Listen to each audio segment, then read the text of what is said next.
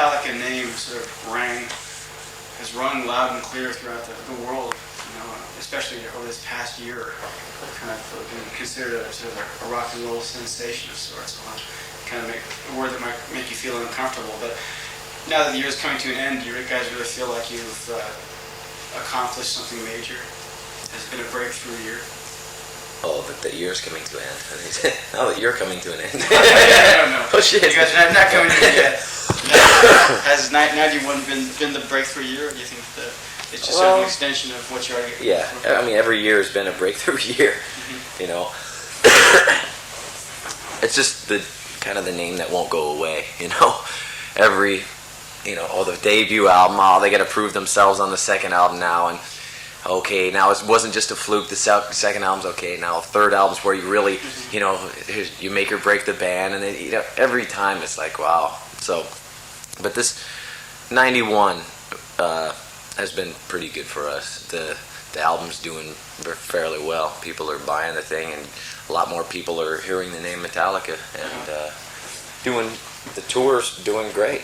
Selling some tickets. A lot of people are showing up. Maybe even, actually, like I say, 89 or 90 could have been more significant because that's when people were calling you the band that radio wouldn't play, right. And yet you were still selling quite well and filling concert halls. Yeah. So in that sense, maybe a major accomplishment. Yeah. Well, the And Justice for All tour, that was 17 months. I mean, we spent a lot of 89 touring. But even before that, the Monsters of Rock in the United States, the Van Halen thing, that kind of got us the name out there with your kind of mainstream rockers, so-called, and they were, wow, this is, beyond rock and roll or whatever. This is a little more aggressive, and this is something different. Mm-hmm. So, yeah, 91, it's been fine. To sum it up, we're doing our thing, You guys, every album sort of a watermark, or it's just sort of, it reflects, changes in the band.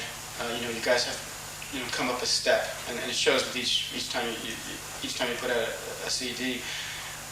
Do commercial concerns have anything to do with the changes in the way you guys approach the music? Well, since day one, we've never really liked anything that the commercial radio or TV or anything has to offer or had to offer. So we've never really thought of that as our guidelines, or this is how you're supposed to do things. We've never really lived life, even as kids, how you were supposed to live it, and everyone wants to be different, and that's how we approached it musically. And when you say every album has gotten better, I think at least that's what he said. That's basically what we're trying to do. I mean, within ourselves, we think everyone has gotten better. Other people might not think, well, this is my favorite album because, and they're not getting better. They're more popular now, and I don't like them now because this guy likes them, and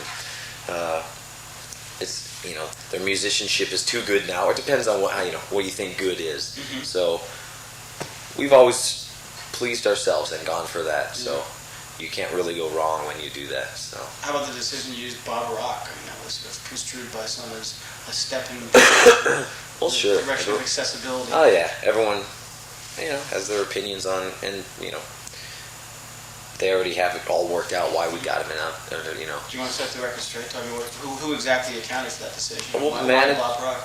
Well, these songs that we had written, they kind of cried out for better production, a thicker sound, a more of a muscle to it. And Bob was available at the time, and we had liked all the stuff he'd done prior, sound-wise. People freak out when they hear, they did Motley Crue, and they associate him with those bands and making them bands how they are, why they dress like that, and all that shit. And we like to freak people out too. We got Bob because of sounds, and he definitely did us justice. Back, I'm glad. Yeah, well, we know how many times we have to do this later at the office, translate the whole thing.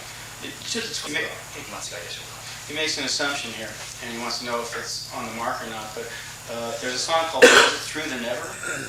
They're one of the songs. Yeah, okay.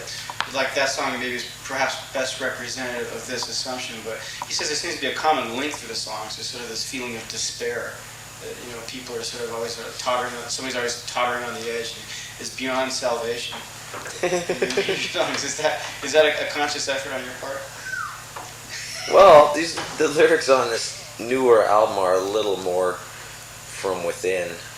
I'm doing all the lyric writing. Instead of kind of putting myself in other folks' shoes or looking outside, more kind of here's what I think of this or this. It's kind of from within what I've kind of been feeling lately or whatever. The despair. I mean, all the lyrics on pretty much all the album are just stating the fact that we're just as confused as a lot of other people on, what life's about and why we're here and, how to go about, making yourself happy and things. Through the Never itself it's more kind of, it's basically, that song itself is based on the,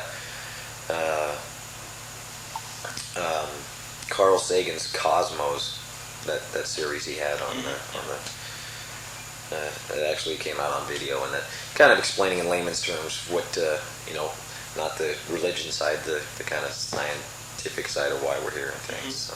Yeah. And it's just as confusing. So. What did you have in mind, though? I mean, you said it's based on that, but what element in that series did you tap into right through the Never? Well, I could kind of.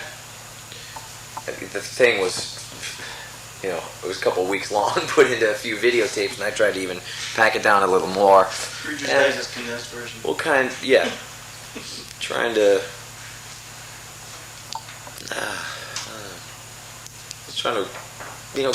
get into a song, that whole thing, basically. Just an abstract idea. So, you saying, you were talking about how this album was sort of, the lyrics of this album were sort of a reflection of your reaching within, as you put it. But, even when you go back to the last album, Injustice for All, where it was a little more political, still you kind of talked about people, being beyond salvation, being, in a state of despair. There seems to be that sort of common thread throughout this stuff. Well, kind of the underdog thing. We've always considered ourselves one. And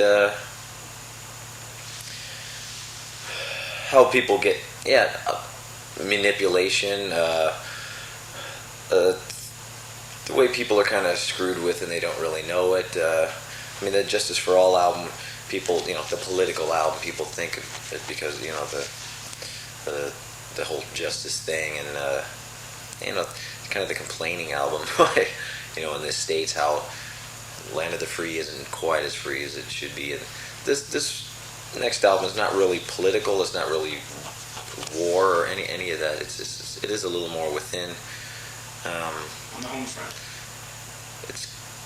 I like it because it was a little more therapeutic for me. It was a lot harder to write, no doubt. And there were 12 songs on this one. I had to pick out 12 fairly different subjects and make them equally as strong. And I wasn't just sitting down watching CNN, write a song, the easy shit like that. It was a little more difficult, but in the end, it definitely feels a lot better when you put all that work into it. It works pretty good. You sing about the underdog because you guys have always been the underdogs. So. Yeah, and we always like that kind of people trying to push you down and you get back up. That kind of, we haven't been the kind of band where everyone likes us, or we kind of like that. And it is a little strange now that it is getting a little, the mainstream's coming to us going, oh shit. Big man on campus, all isn't it? It's a little strange to us, but we can make people hate us pretty easy. So that gets